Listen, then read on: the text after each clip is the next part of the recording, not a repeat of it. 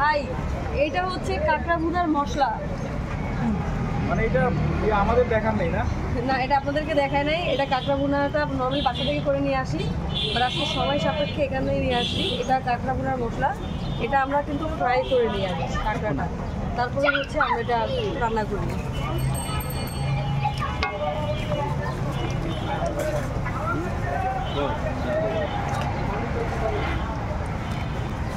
দিলাম ঢেলে। এই সেই লোভনীয় কাঁকড়া না আসমাপুর, সেই লোভনীয়। জি জি, সেই লোভনীয়। এটা লাড়া দেন। যেটা হচ্ছে এতদিন বাসা থেকে করে নিয়ে আসছি, আর আজকে এখানে। আপু টাকা নাই, মোবাইল ক্যাশ করে দিব নাকি? দিয়ে দেন ভাইয়া, দিয়ে দেন। এবার সত্যি সত্যি দিয়ে যান কিন্তু ভাই। মাংস আছে ৬,০০০ টাকা প্লাস। মাংসটা কিন্তু মানে কাঁকড়া। আচ্ছা, এটা একটা হচ্ছে এটা পুরোটা মাখানো হবে, মেরিনেট করা হবে, কিছুক্ষণ ধরে কষানো হবে, দেন হচ্ছে আমাদের ঝোল দেওয়া হবে।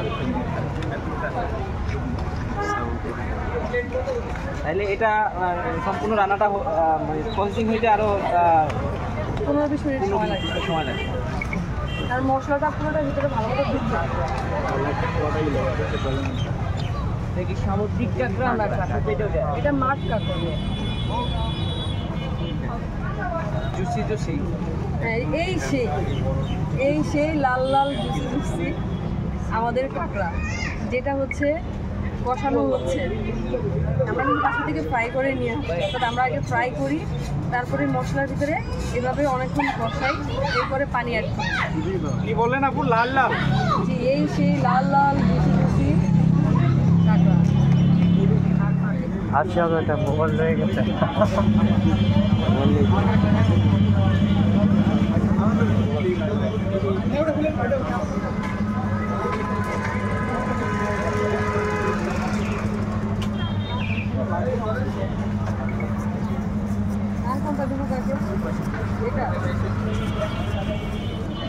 এই সেই লাল লাল জুসি কাঁকড়া, যেটা কষানো হচ্ছে, উপর ঝোলে অ্যাড করে কিছু রান্না করা হচ্ছে।